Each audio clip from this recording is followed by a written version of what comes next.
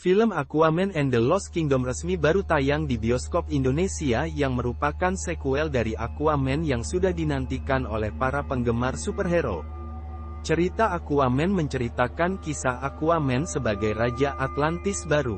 Lalu apakah negeri Atlantis benar-benar ada di masa lalu? Asal-usul Atlantis yang dianggap benua hilang masih menyisakan tanda tanya besar yang belum terjawab. Atlantis sering dikaitkan dengan masyarakat utopis. Utopis merupakan tatanan masyarakat yang memegang kebijaksanaan serta dapat membawa perdamaian dunia. Asal-usul Atlantis tidak pernah lekang oleh waktu seperti legenda lainnya. Pasalnya, sejarah telah mencatat persis kapan dan di mana kisah Atlantis pertama kali muncul. Kisah Atlantis pertama kali diangkat dalam percakapan tokoh, Timaeus, dan Critias. Cerita ini ditulis Plato sekitaran tahun 360 SM. Plato menceritakan Atlantis berbeda dengan anggapan pada umumnya. Versi berlainan dengan cerita utopia atau hayalan yang damai. Namun Atlantis bukanlah tempat untuk dihormati atau ditiru sama sekali. Atlantis bukanlah masyarakat yang sempurna. Justru sebaliknya, Atlantis adalah perwujudan dari negara yang kaya secara materi, maju secara teknologi, dan kuat secara militer yang telah dirusak oleh kekayaan, kecanggihan, dan kekuatannya. Selama berabad-abad, banyak orang mengklaim bahwa ada kebenaran di balik mitos Atlantis. Asal-usul legenda ini bukan sekedar fiksi. Kendati demikian, hal tersebut memicu berbagai spekulasi mengenai tempat akan ditemukannya Atlantis. Bahkan tak terhitung seberapa banyak peneliti mencoba menemukan Atlantis berdasarkan fakta yang sama. Lalu di manakah negeri Atlantis berada? Para ilmuwan membandingkan beberapa negara dengan ciri-ciri benua Atlantis, mulai dari luas wilayah, cuaca, kekayaan alam, gunung berapi hingga cara bercocok tanam.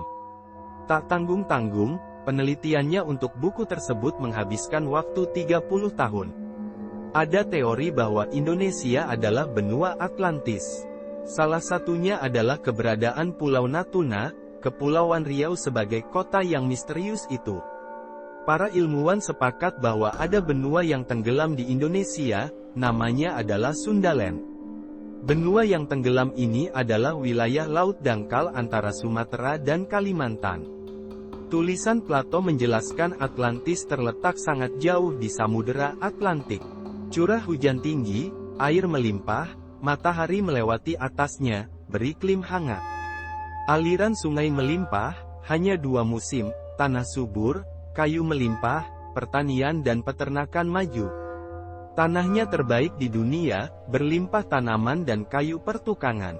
Flora dan fauna beragam. Ini menunjukkan daerah Atlantis beriklim tropis. Hanya 3 kemungkinan, Amerika Tengah, Afrika Tengah atau Asia Tenggara. Plato menulis terdapat bangunan berlapis perunggu, kuningan, emas dan orichalcum yang dideskripsikan berwarna merah, harga lebih mahal kecuali emas. Kemungkinan batu pertama tersebut adalah zirkon yang banyak ditemukan di Kalimantan. Catatan Plato berikutnya, pusat pemerintahan berada di laut, di mulut laut. Terdapat banyak pulau, dermaga yang ramai dan dikunjungi dari berbagai penjuru. Armada angkatan laut yang kuat. Teks berikutnya, wilayahnya memiliki sebuah laut dan mulut laut yang dikelilingi benua tak terbatas. Di luar wilayah terdapat samudera, menjulang dan terjal di sisi samudera. Kemungkinan di Sundalandia atau Asia Tenggara bagian barat. Sekarang Pulau Sumatera dan Kalimantan. Peta dunia 11.600 tahun, Pulau Kalimantan, Jawa dan Sumatera masih terhubung dalam satu daratan, disebut Sundalandia. Plato menulis pulau ibu kota Atlantis ada di laut yang dikelilingi benua tak terbatas, yang lainnya adalah samudera yang sebenarnya. Bekas kotanya sekarang berada di bawah laut. Tak dapat dilayari dan ditembus karena tertutup terumbu karang. Diperkirakan lokasi di Laut Jawa, di lepas pantai Kalimantan. Ibu kota Atlantis identik dengan terumbu karang Gosong Gia atau Annie Florence Reef. Gosong Gia terletak 150 km timur laut Pulau Bawean, Gresik, Jawa Timur. Teks plato berikutnya, ciri-ciri kota terdapat mata air panas dan dingin. Batu berwarna putih, hitam dan merah. Bebatuannya dilubangi untuk atap galangan, kapal, ganda. Catatan plato ini mirip dengan Pulau Bawean, Gresik. Ada mata air panas dan dingin. Terdapat bebatuan beku berwarna merah, putih dan hitam. Di bawah bebatuan ini bisa untuk simpan kapal, galangan. Untuk menggambarkan kota Atlantis, Plato menulis kota terdiri dari cincin-cincin konsentris zona perairan dan dataran. Terdapat kuil kecil di atas bukit. Terdapat istana raja dan rumah pejabat. Bangunan kuil dilapisi orichalcum, emas dan perak. Plato mencatat Atlantis hancur 9.000 tahun sebelum Solon. Hancur karena gempa bumi dan banjir dari laut. Tenggelam tanpa henti setelahnya. Banjir laut itu tsunami. Gempa dan tsunami saling terkait. Terjadi tsunami yang diawali dengan gempa bumi.